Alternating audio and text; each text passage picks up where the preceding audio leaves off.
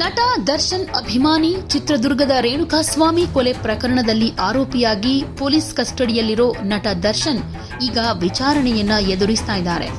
ನಟ ದರ್ಶನ್ ಅರೆಸ್ಟ್ ಆಗ್ತಾ ಇದ್ದ ಹಾಗೆ ದರ್ಶನ್ ಪತ್ನಿ ವಿಜಯಲಕ್ಷ್ಮಿ ಅವರು ಪತಿ ದರ್ಶನ್ ಅವರನ್ನ ಇನ್ಸ್ಟಾಗ್ರಾಂನಲ್ಲಿ ಅನ್ಫಾಲೋ ಮಾಡಿದ್ರು. ಹಾಗೇನೆ ದರ್ಶನ್ ಜೊತೆಗಿರೋ ಡಿಪಿ ಫೋಟೋವನ್ನು ಕೂಡ ರಿಮೂವ್ ಮಾಡಿದ್ರು. ಆದ್ರೆ ಇಂದು ವಿಜಯಲಕ್ಷ್ಮಿ ಇನ್ಸ್ಟಾಗ್ರಾಂ ಖಾತೆಯಿಂದಲೇ ಹೊರ ನಡೆದಿದ್ದಾರೆ. ಅಂದ್ರೆ ಇನ್ಸ್ಟಾಗ್ರಾಂ ಖಾತೆಯನ್ನ ಡಿಆಕ್ಟಿವೇಟ್ ಮಾಡಿದ್ದಾರೆ. ಈ ಬೆಳವಣಿಗೆ ಬೆನ್ನಲ್ಲೇ ಹಲವರು ದರ್ಶನ್ ಪತ್ನಿ ವಿಜಯಲಕ್ಷ್ಮಿ ಅವರಿಗೆ ಸೋಷಿಯಲ್ ಮೀಡಿಯಾಗಳಲ್ಲಿ ಕ್ಲಾಸ್ ತೆಗೆದುಕೊಳ್ತಾ ಇದ್ದಾರೆ. 2011ರಲ್ಲಿ ನಿಮಗೆ ಸಿಗರೆಟ್ನಲ್ಲಿ ಸುಟ್ಟು ಹೊಡೆದು ಕ್ರೌರ್ಯ ಮೆರೆದಾಗ್ಲೇ ನೀವು ಅವರನ್ನ ಕ್ಷಮಿಸಬಾರದಿತ್ತು. ನೀವು ಅಷ್ಟು ಬೇಗ ಕೇಸ್ ವಾಪಸ್ ತೆಗೆದುಕೊಂಡು ಅವರನ್ನ ಬಚಾವ್ ಮಾಡ್ಬಿಟ್ರಿ. ಅವರನ್ನ ಇನ್ನೂ ಸ್ವಲ್ಪ ದಿನ ಜೈಲಲ್ಲೇ ಬಿಟ್ಟಿದ್ದಿದ್ರೆ ಅವರಿಗೆ ಅವತ್ತೇ ಬುದ್ಧಿ ಬರ್ತಾ ಇತ್ತೋ ಏನೋ ಅಂತ ದರ್ಶನ್ ವಿಜಯಲಕ್ಷ್ಮಿ ಹಿತೈಷಿಗಳಲ್ಲಿ ಅನೇಕರು ಸಲಹೆಗಳನ್ನ ಕೊಡ್ತಾ ಇದ್ದಾರೆ. ಹೀಗ್ ಮಾಡ್ಬೇಕಾಗಿತ್ತು, ಹಾಗ್ ಮಾಡ್ಬೇಕಿತ್ತು ಅಂತ ಕಾಮೆಂಟ್ಗಳನ್ನ ಮಾಡ್ತಿದ್ದಾರೆ. ಮತ್ತು ನಿಮ್ಮ ಮೇಲೆ ಆದ ಹಲ್ಲೆ, ಅವರು ಮಾಡಿದ ಅಪರಾಧ ಇದೆಲ್ಲವನ್ನ ಮರೆತು ನೀವೇ ಅವರನ್ನ ಮುಂದೆ ನಿಂತು ಬಿಡಿಸ್ಕೊಂಡು ಬಂದ್ರಿ. ಆಮೇಲೆ ಕೂಡ ನಿಮ್ಮ ಸಂಸಾರ ನೆಟ್ಟಗಾಗ್ಲಿಲ್ಲ. ಆಮೇಲಂತೂ ಬಹಳಷ್ಟು ಹೊಸ ಪ್ರಕರಣಗಳಲ್ಲಿ ಸಿಕ್ಕಾಕೊಂಡು ಅನೇಕ ವಿವಾದಗಳಿಗೆ ಎಡೆ ಮಾಡಿಕೊಡ್ತಾನೆ ಇದ್ರು. ಈಗ ನೀವೇ ನೋಡ್ತಾ ಇರೋ ಹಾಗೆ ಪವಿತ್ರ ಗೌಡ ಅನ್ನೋ ಸ್ನೇಹಿತೆಗೋಸ್ಕರ ಧರ್ಮಪತ್ನಿ ನಿಮ್ಮನ್ನೇ ಹಾಗೆ ನಿಮ್ಮ ಮಗನನ್ನೂ ಮರೆತು ಸಹಾಯ ಮಾಡೋದಕ್ಕೋಗಿ ಕೊಲೆ ಕೇಸ್ನಲ್ಲಿ ಆರೋಪಿಯಾಗೋ ಮಟ್ಟಕ್ಕೆ ಬಂದು ನಿಂತಿದ್ದಾರೆ. ನೀವು ಅವತ್ತೇ ಸ್ವಲ್ಪ ಬುದ್ಧಿ ಬರೋ ಹಾಗೆ ಮಾಡಿದಿದ್ರೆ ನಿಮ್ಮ ಸಂಸಾರನೂ ಚೆನ್ನಾಗಿರ್ತಾ ಇತ್ತು. ನಟ ದರ್ಶನ್ ಕೂಡ ತಾವು ಹೋಗ್ತಾ ಇರೋ ತಮ್ಮ ಕೆಟ್ಟ ದಾರಿಯನ್ನ ಬದಲಾಯಿಸ್ಕೊಳ್ತಾ ಇದ್ರೋ ಏನೋ. ಆದ್ರೆ ನೀವು ಹಾಗೆ ಮಾಡದೆ ಇವತ್ತು ದರ್ಶನ್ ಈ ಸ್ಥಿತಿ ತಲುಪೋದಕ್ಕೆ ಕಾರಣ ಆಗ್ಬಿಟ್ರಿ ಅನ್ನಿಸ್ತಿದೆ ಅಂತ ಅನೇಕರು ಸೋಷಿಯಲ್ ಮೀಡಿಯಾಗಳಲ್ಲಿ ದರ್ಶನ್ ಪತ್ನಿ ವಿಜಯಲಕ್ಷ್ಮಿಗೆ ಕ್ಲಾಸ್ ತೆಗೆದುಕೊಳ್ತಿದ್ದಾರೆ.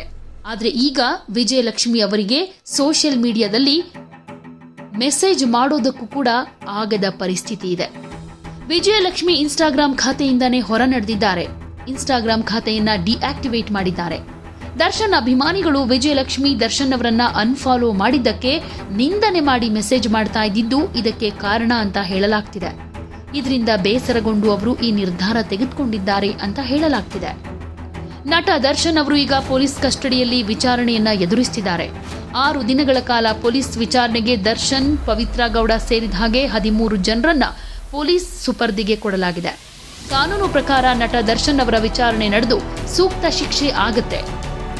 ಚಿತ್ರರಂಗದಿಂದ ನಟ ದರ್ಶನ್ ಬ್ಯಾನ್ ಆದ್ರೂ ಕೂಡ ಆಶ್ಚರ್ಯ ಇಲ್ಲ ಅಂತ ಹೇಳಲಾಗ್ತಾ ಇದೆ. ಕನ್ನಡದ ನಟ ದರ್ಶನ್ ಚಿತ್ರದುರ್ಗದ ರೇಣುಕಾಸ್ವಾಮಿ ಕೊಲೆ ಪ್ರಕರಣದ ಆರೋಪಿಯಾಗಿರೋ ಹಿನ್ನೆಲೆಯಲ್ಲಿ ಚಲನಚಿತ್ರ ವಾಣಿಜ್ಯ ಮಂಡಳಿಯಲ್ಲಿ ಮಹತ್ವದ ಸಭೆ ಕರೆಯಲಾಗಿದೆ. ಈ ಸಭೆಯಲ್ಲಿ ದರ್ಶನ್ ಬಗ್ಗೆ ಅನೇಕ ಮಹತ್ವದ ನಿರ್ಣಯ ಕೈಗೊಳ್ಳೋ ಸಾಧ್ಯತೆ ಇದೆ. ದರ್ಶನ್ ಅವರನ್ನ ಚಿತ್ರರಂಗದಿಂದ ಬ್ಯಾನ್ ಮಾಡಬೇಕಾ, ಈ ಬಗ್ಗೆ ಸಭೆಯಲ್ಲಿ ಏನು ನಿರ್ಧಾರ ತೆಗೆದುಕೊಳ್ಬೇಕು ಅನ್ನೋದ್ರ ಬಗ್ಗೆ ಚರ್ಚೆಗಳು ನಡೀತಾ ಇವೆ. ಒಂದ್ಸಾರಿ ಹಾಗೇನಾದ್ರೂ ಮಾಡಿದ್ರೆ ದರ್ಶನ್ ಜೊತೆ ಈಗಾಗಲೇ ಸಿನಿಮಾ ಮಾಡ್ತಾ ಇರೋ ನಿರ್ಮಾಪಕರ ಕಥೆ ಏನು, ಇದ್ರ ಬಗ್ಗೆ ಖಂಡಿತ ಆತಂಕ ಇದೆ. ದರ್ಶನ್ ಜೊತೆ ಸಿನಿಮಾ ಮಾಡೋದಕ್ಕೆ ಈಗಾಗಲೇ ಅಡ್ವಾನ್ಸ್ ಹಣ ಕೊಟ್ಟಿರೋ ನಿರ್ಮಾಪಕರ ಕಥೆ ಏನು, ಈ ಸಂಗತಿ ಕೂಡ ಬಹಳ ಮುಖ್ಯವಾಗಿದ್ದು ಇದ್ರ ಬಗ್ಗೆ ಕೂಡ ಚರ್ಚೆಯಾಗ್ತಾ ಇದೆ. ಚಲನಚಿತ್ರ ವಾಣಿಜ್ಯ ಮಂಡಳಿಯ ಪದಾಧಿಕಾರಿಗಳು ಹತ್ಯೆಯಾದ ರೇಣುಕಾಸ್ವಾಮಿ ಕುಟುಂಬದವರನ್ನ ಭೇಟಿ ಮಾಡ್ತಿದ್ದಾರೆ.